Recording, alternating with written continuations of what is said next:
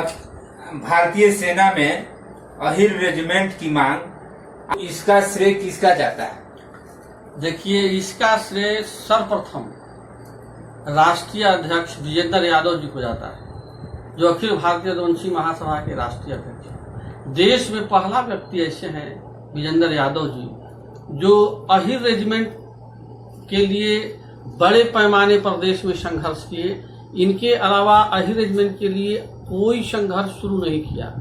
इन्हीं का देन है कि आज अहिर रेजिमेंट की गूंज पूरे देश में गूंज रही है। इन्होंने 12 बार संसद का घेराव किया है, 4 बार रक्षा मंत्री का घेराव किए हैं, 3 बार गृह मंत्री का घेराव किए हैं, 23 बार जंतर मंतर दिल्ली पर धरना प्रदर्शन किए हैं, 15 राज्यों में अहिर जगाओ अहिर रेजिमेंट बनाओ रथ यात्रा के माध्यम से पूरा प्रसार संघर्ष किए हैं। इन्हीं का देन है कि आज अहिर रेजिमेंट की गूंज पूरे देश में गूंज रही है। इसलिए इसका श्रेय इसके महानायक, इसके योद्धा, अहिर रेजिमेंट बनाओ अहिर जगाओ के योद्धा वीर विजेंद्र किल को जाता है।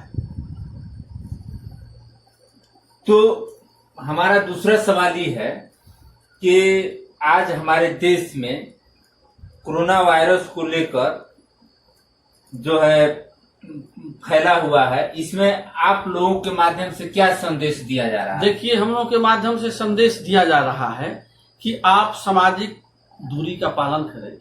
और जब कोरोना महामारी फैली हुई थी, जो देश से विदेश अन्य राज्यों से प्रवासी लौट रहे थे, उस समय हमारे रघुवंशी महासभा की टीम पूरे देश में विभिन्न राज्यों में मिल करके मदद किया प्रवासियों का, उनको घर तक पहुंचाने का काम किया, भोजन पानी देने का काम किया।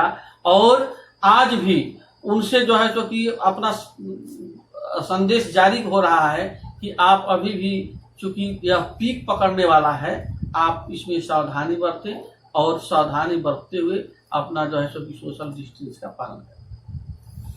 अच्छा अध्यक्ष जी, ये बताया जाए कि अभी मुरारी बापू द्वारा तत्काल में कृष्ण भगवान पर अभद्र टिप्पणी किया गया है, तो इस पर आपका क्या राय है? देखिए, पहले तो मुरारी बापू का जिन शब्दों में जितना भर्त्सना किया जाए उतना कम है। चूंकि मुरारी बापू ने कृष्ण भगवान और बलराम जी पर ऐसे अभद्र टिप्पणी करके देश ही नहीं पूरे विश्व में एक विवाद पैदा कर दिए हैं। चूंकि कृष्ण भगवान विश्व के महानायक और उनका आस्था पूरे विश्व से जुड़ा हुआ है, इसलिए इनके अभद्र टिप्पणी से देश ही नहीं विदेश ही नहीं पूरा देश जो है सो कि और पूरा विदेश जो है सो कि एकदम बिल्कुल इनके प्रति हे दृष्टि से इनको देख रहा है। और यहाँ तक कि कई लोगों द्वारा, कई संगठनों द्वारा हम लोगों को खबर आई कि इनके प्रवचन पर, कथावाचन पर आजीवन रोक लगना चाहिए, इनको कड़ी से कड़ी सजा मिलनी चाहिए, इनको दंड मिलना चाहिए। अच्छा, ये मैं आपसे कहना चाहता हूं कि जैसे भारतीय सेना में अहिर रेजिमेंट की बात करते हैं, तो इस संबंध में वर्तमान सरकार से आप संगठन के मैंने क्या मतलब आस्था रखते हैं? देखिए, हम उम्मीद करते हैं कि वर्तमान सरकार जो चल रही है, इतने महा आंदोलन को देख करके जो जन समर्थन प्राप्त हो रहा है, उसको देख करके बहुत जल्द ही अहिर रेजिमेंट का गठन कर देगी। क्योंकि सभी लोग इसका समर्थन कर रहे हैं कि नहीं, देश की सेना में अहिर रेजिमेंट का गठन होना चाहिए। अगर नहीं करते हैं तो इसके लिए हम लोग बहुत बड़ा आंदोलन कर रहे हैं और आगे भी करेंगे। और अगर दिक्कत लगेगी कि नहीं अहिर रेजिमेंट बनाने में कोई दिक्कत है, तो हम लोग यह भी मांग कर रहे हैं, अभी हम लोग का संघर्ष चल रहा है, तो कि जब आपको अहिर रेजिमेंट बनाने में दिक्कत है तो देश में जितने जातियों का रेजिमेंट बना हुआ है उसको सब समाप्त कर दिया जाए। किसी देश के नाम पर, किसी महापुरुष के नाम पर, एक नाम पर नाम रख दिया जाए।